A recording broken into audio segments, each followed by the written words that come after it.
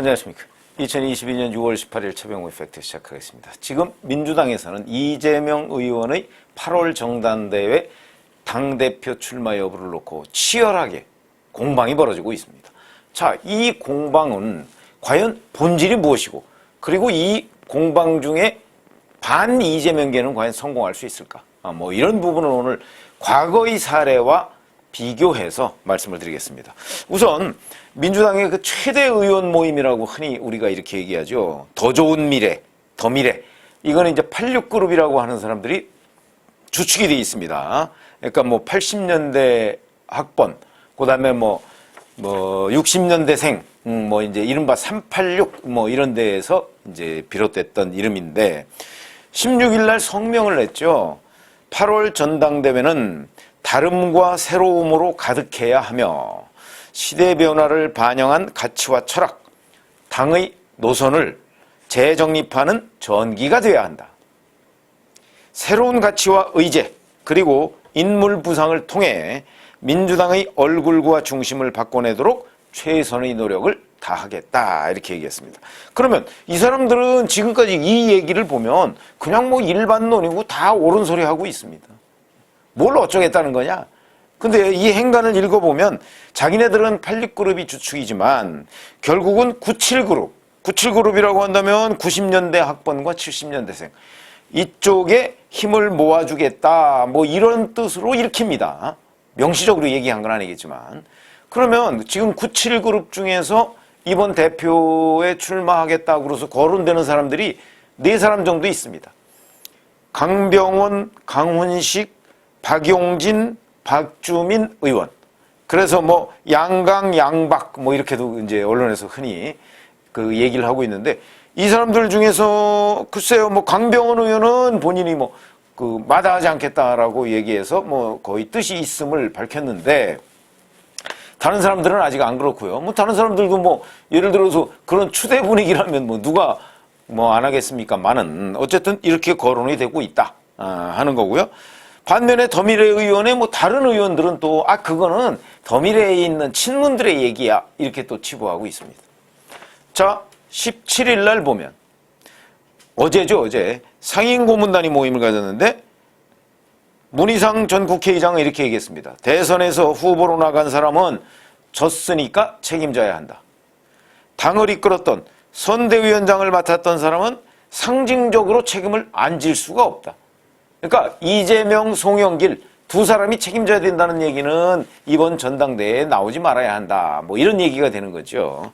근데 17일 날 보면 설훈 의원, 당내 5선이죠. 설훈 의원도 당대표 출마를 거론을 했습니다. 근데 설훈 의원이야말로 여기 더미래나 이런 사람들이 얘기하는, 물론 이번 대선이나 지방선거 패배의 책임이 있는 사람은 아닙니다만은, 그러나 이제 이낙연계의 좌장이죠, 실질적인. 근데 여기가 지금 출마한다고 그래서 무슨 새로움이나 다름 이런 거하고는 아주 거리가 멉니다. 시대적 흐름에 좀 맞지 않는다. 그리고 설훈 의원 가지고서 과연 이재명 의원을 당할 수 있을까? 대중성이라는 측면에서 어림없는 얘기죠. 자, 그런가 하면 초재선 의원들의 모임이 있습니다. 여기가 11명이 14일 날에 보면 대선과 지선 평가 토론을 해서 이재명 의원의 전당대회 불출마 이걸 거론을 했습니다. 자, 뿐만 아니고 그럼 친명계, 친이재명계에서는 자, 이재명 의원은 전당대회에 무조건 나와야 한다, 이런 의견만 있는 건 아니죠. 신이재명계라고 할 수 있는 조홍천 의원 같은 경우는 불출마를 거론을 하고 있습니다. 그러니까 친명계도 갈려있고 당도 갈려있고, 그 다음에 당 외부에서는 여론조사를 해보면 민주당 지지층은 압도적으로 이재명 의원의 당대표 출마를 지지하고 있는 것으로 보이고 이런 상황입니다, 현재. 자, 그러면 지금 상임고문단, 그 다음에 최대 의원 모임, 그 다음에 친문, 그 다음에 초재선 모임, 여기서 대거 이재명 의원은 전당대회에 출마하면 안 된다, 이렇게 얘기를 하고 있죠. 그러면 마치 그 목소리만 굉장히 커 보입니다. 그러면 이재명 의원은 출마 못 하겠네, 이렇게 판단하기가 쉬운데, 저는 이재명 의원이 출마한다고 일찌감치부터 얘기를 했었죠. 그건 왜 그러냐면 자기가 당대표가 돼서 이 당을 재건하겠다 이거보다는요 자기의 방탄용입니다. 국회의원 배지도 방탄용이었고 당장 뭐 지금 대장동 백현동 뭐 이런 거 수사 지금 진척이 되니까 무슨 사법살인 운운해가면서 강력 반발하고 있는 거. 근데 이거를 혼자 반발하면 되겠습니까? 그러니까 결국은 배지를 달아서 체포동의안, 뭐 구속동의안, 뭐 이런 거를 이제 그 국회에서 방탄국회로 막아내고, 그 다음에 당대표가 됨으로써 이중 방탄장치를 만들려고 할 그런 필요성과 이유가 굉장히 크기 때문에 누가 뭐라고 해도 나올 것이다. 저는 그렇게 보는 거죠. 그 첫 번째 이유가 자생당사, 박지원 전 국정원장이 얘기했더군요. 자기는 살고 당은 죽더라도 나온다 이런 얘기죠. 자기 방탄을 위해서. 그렇기 때문에 지금 현재로서 이재명 의원의 당대표 출마는 상수입니다. 변수가 아니고요. 그러면 이재명 의원이 당대표에 못 나오게 하려면 이재명 의원을 주저앉히거나 누군가가, 아니면 이재명 의원을 당대표에서 물리쳐야 됩니다. 경선에서. 그게 과연 가능할까? 이런 식의 세대교체론 주장이 과연 지금 현재의 민주당에서 가능할까? 그럼 우리가 역사적으로 한번 보자고요. 제가 몇 가지만 한번 꼽아보겠습니다. 자, 우선 아주 옛날로 들어가면 1970년에 이른바 YSDJ의 40대 기술원이 있었습니다. 이때 YSDJ는 다 40대였죠. 근데 그때 당 총재는 유진산 총재였습니다. 유진산 총재가 외국에 가 있는 동안에 YS가 기치를 들었죠. 40대 기술원. 그러니까 유진산 총재가 귀국하면서 구상유치 얘기를 했습니다. 입에서 젖비린내가 난다. 그랬는데 YS가 그렇게 하니까 DJ가 아차 싶었는지 곧바로 DJ도 40대 기술원을 기치로 내걸었습니다. 그러니까 웬걸요? 오히려 유진산 총재가 밀렸습니다. 그래서 실질적으로 전당대회는 40대 기술원들의 각축장이 돼버렸습니다. 그런 것처럼. 그러니까 유진산 총재는 물러나 버렸죠. 이런 것처럼 그 당시의 시대정신, 당원의 뜻, 국민의 뜻. 어찌 보면 당원의 뜻이 제일 중요하죠. 당원들이, 자, 이 뭐 박정희, 그때 뭐 유신, 그 다음에 뭐, 그러니까 5.16으로 집권하고 나서 뭐 삼선 개헌하고 유신은 그때까지는 없었지만 뭐 가능성이 그때 많이 거론되고 있을 때죠. 1970년이면. 그럴 때니까 그걸 다 못 막은 야당이 또 구태의연하게 뭐 사쿠라 논쟁이라 벌이고 이래서 되겠느냐. 새로운 바람이 필요하다. 그걸 당원들이 생각하고 당원들이 40대의 손을 들어준 겁니다. 그만큼 그때 당원들이 절박했다는 얘기가 되는 거죠. 그런 점에서 본다면 결국 당원들의 뜻으로 성공을 시켰다.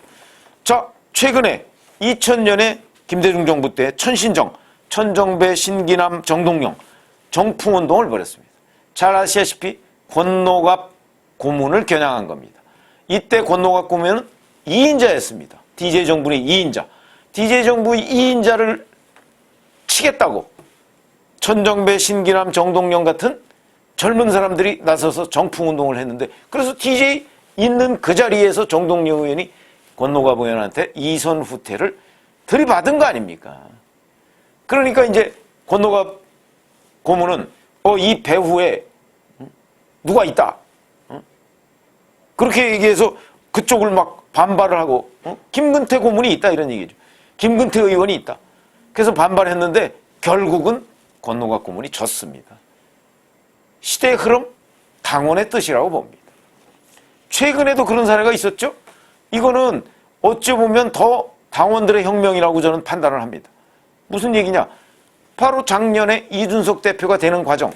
이준석 대표라는 사람은 조우영 의원 나오지 말라, 뭐 나경원 전 원내대표 나오지 말라 그랬던 거 아닙니다. 그냥 뭐라고 얘기 안 하고 본인 혼자 깃발을 들고 자, 이 당을 바꾸자고 얘기를 했는데 그 당은 이미 총선 2번 졌죠. 지방선거 졌죠. 그러니까 총선 1번 지고 대선 지고 지방선거 졌죠. 그 다음에 재작년에 또 총선 또 졌죠. 이렇게 돼서 4연패 한 뒤입니다. 그렇게 만약에 당원들은 이렇게 생각한 거죠. 주호영 의원이나 나경원 전 원내대표나 이 사람들이 되면 이 당은 또 꼰대당, 변화가 없을 거야. 국민들이 우리를 또 이번에는 자칫 잘못하면 5연패할 거야. 라는 절박감 때문에 바꾸고 보자. 바꾸고 보자.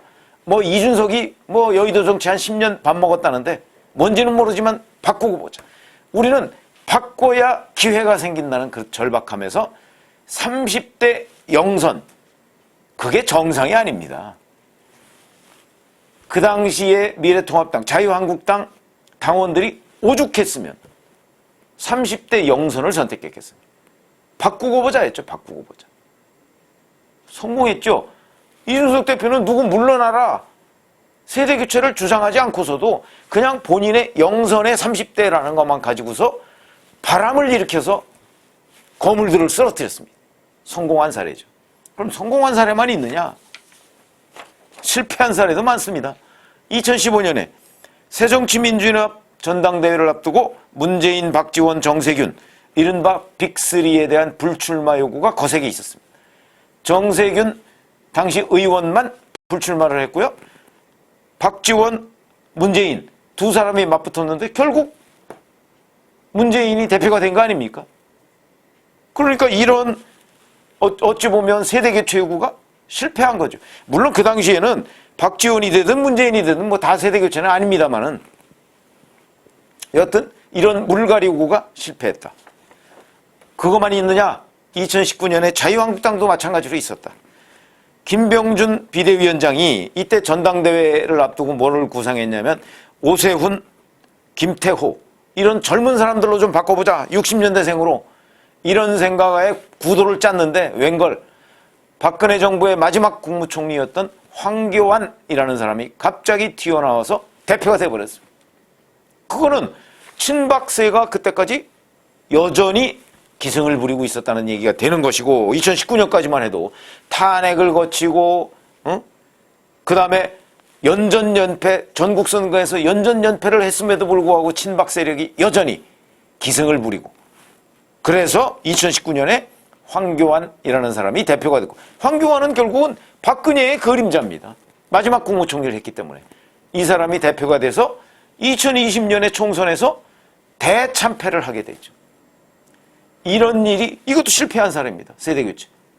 이런 일이 있기 때문에 바로 2021년 작년에 영선의 30대 대표를 국민의힘 당원들이 뽑은 겁니다.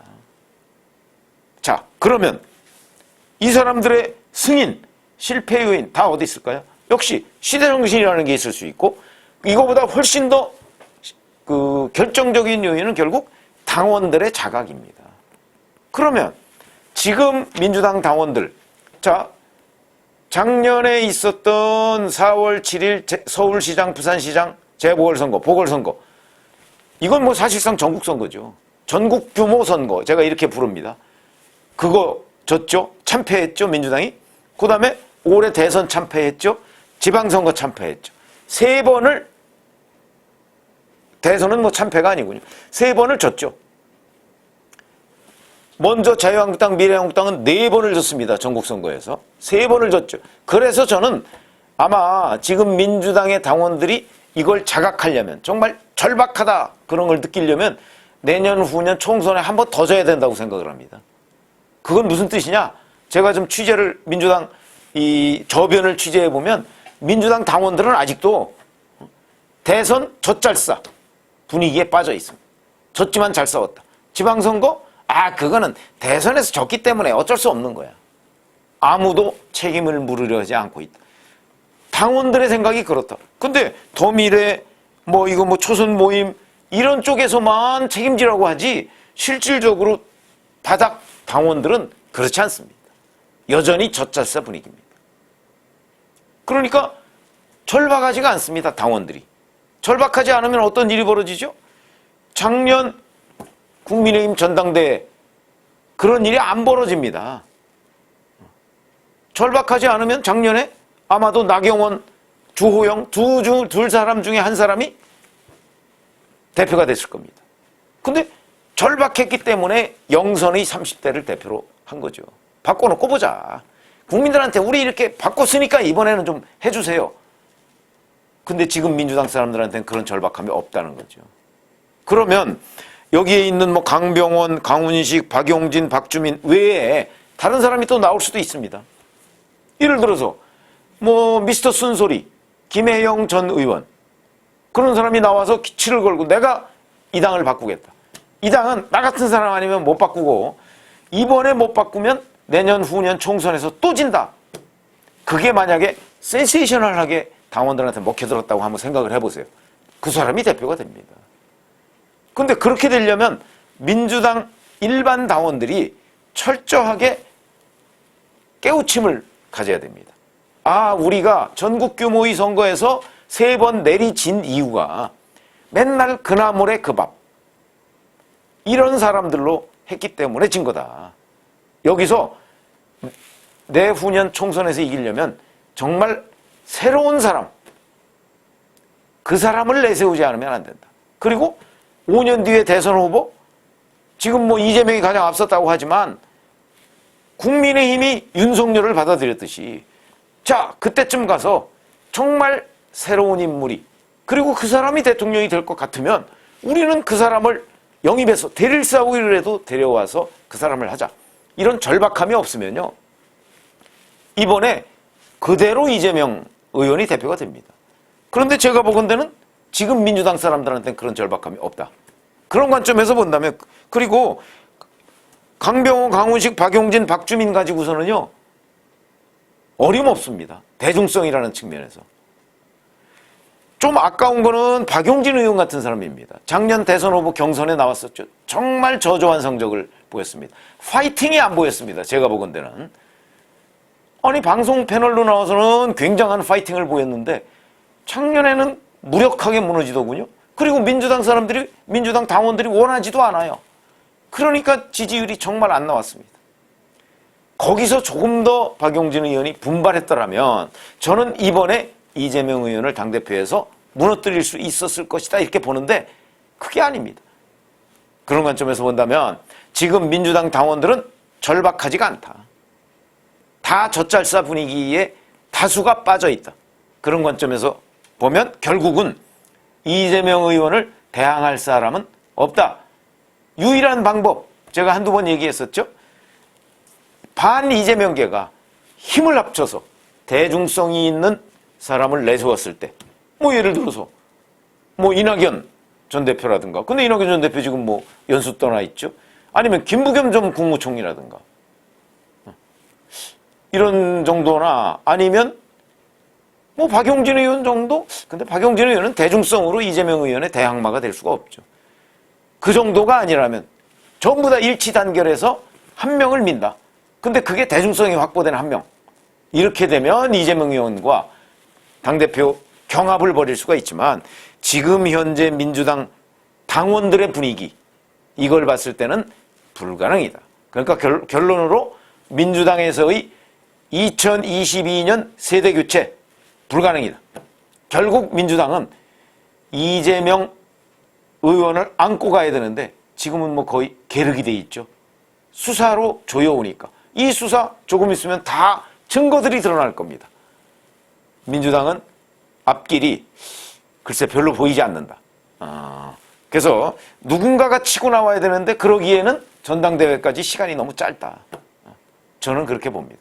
그래서 제가 뭐 세대교체론이 성공한 경우를 3가지 경우를 들었고 실패한 경우를 2가지 경우를 들었는데 민주당의 8월 전당대회에서 세대교체는 다시 또 실패한 케이스를 하나 추가하게 될 가능성이 매우 높다. 물론 아직도 한 2달 남짓 남긴 했습니다만은 갑자기 새로운 인물이 하늘에서 떨어지지가 않기 때문에 반 이재명계가 일치 단결해서 대중성 있는 한 사람을 추천하지 않는 한 싸움 자체가 되지 않을 것이다. 저는 이렇게 봅니다. 고맙습니다.